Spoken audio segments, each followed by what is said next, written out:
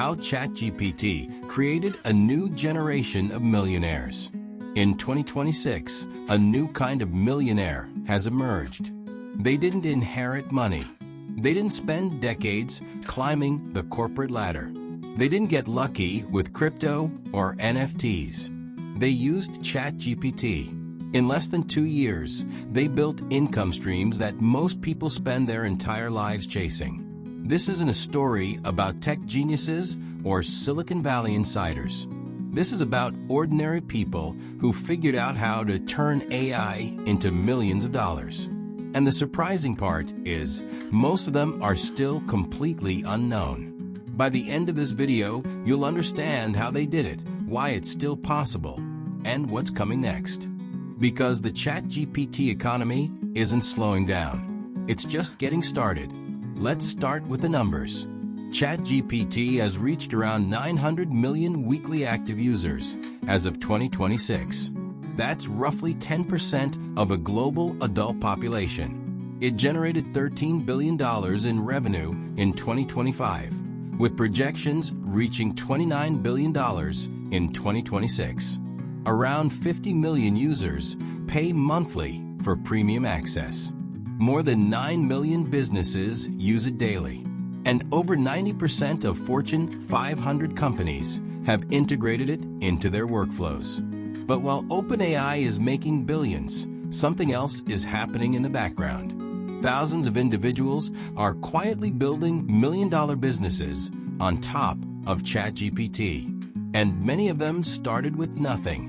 The first wave of Chatgpt millionaires came from an unexpected group: freelancers, consultants, service providers. They recognized a simple truth: businesses don't want Chatgpt itself. They want the results it can produce. So instead of selling AI tools, they sold outcomes: reducing customer support workload, improving lead qualification, building consistent content pipelines, automating reporting and internal processes. These weren't complex offers. They were clear, outcome-driven solutions to real problems. Here's how they structured their income. First, paid discovery, a short diagnostic process to map the client's workflow and identify automation opportunities. This alone could generate $500 to $2,000.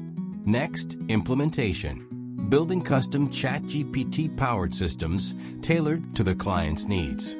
These projects range from $5,000 to $50,000. Finally, recurring revenue, monthly retainers for maintenance, optimization, and updates, typically between $1,000 and $10,000 per client. The math scales quickly. 10 clients paying $5,000 per month equals $50,000 in monthly recurring revenue. That's $600,000 per year. And many consultants scale to 20, 30, even 50 clients, often without hiring a single employee. But that was just one path. The second wave of Chatgpt millionaires took a different approach. They built digital products, template packs, brand kits, thumbnail systems, content frameworks, niche design libraries. They used Chatgpt for ideation and copy, combined with visual tools to produce assets at scale. Then they packaged everything professionally and sold it online. The advantage was simple: create once, sell repeatedly. A single well-designed product could generate $10,000, $50,000, or even $100,000 in revenue, sometimes built in just a few days. Then came the recurring model for creators. Instead of one-time purchases, they offered subscriptions, monthly thumbnail packages, weekly ad creatives, ongoing content kits for social media. Businesses valued the consistency and time savings. Creators gained predictable, stable income. Some scaled these offers to $20,000 or $30,000 per month, without a personal brand, without a large audience, just by meeting demand efficiently. Now, the third wave is unfolding.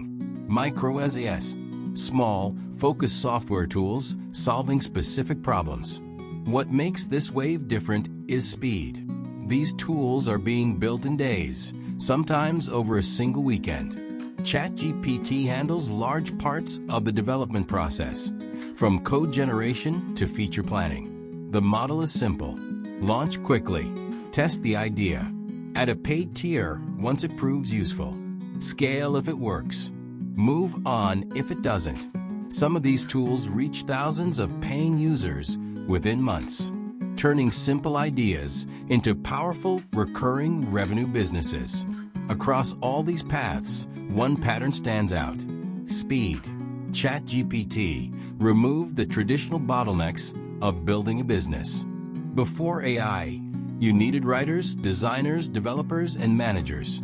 Now, one person can handle all of it. You don't need to know how to code. You don't need to be a designer. You don't need a formal marketing background. You need to understand what people want and deliver it faster than anyone else. There's another layer to this economy: education. Some of the highest earners aren't just building with AI.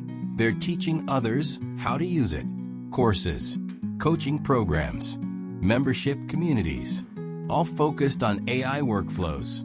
These creators are building multi-million-dollar businesses by sharing systems that work. Not theory, not hype. Practical processes that save time and increase income. And people are willing to pay because the return is immediate. So why aren't more people doing this? 2 reasons. First, perception. Most people still see Chatgpt as a chatbot, a tool for answering questions or writing emails. They don't see it as infrastructure, a foundation for building entire businesses. Second, speed. People believe they need months to plan before launching, but the ones succeeding are doing the opposite. They launch quickly. They test in real time. They improve based on feedback, and they move faster than everyone else. Here's the bigger picture. The Chatgpt economy is still in its early stages.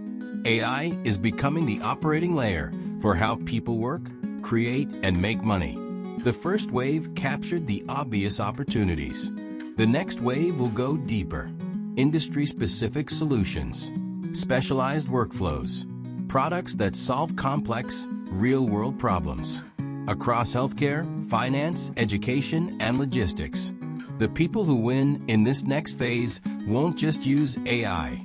They'll combine it with deep expertise in specific industries. That's where the largest opportunities are emerging now. Because the new generation of millionaires didn't wait. They didn't overthink. They started building. And they moved faster than everyone else.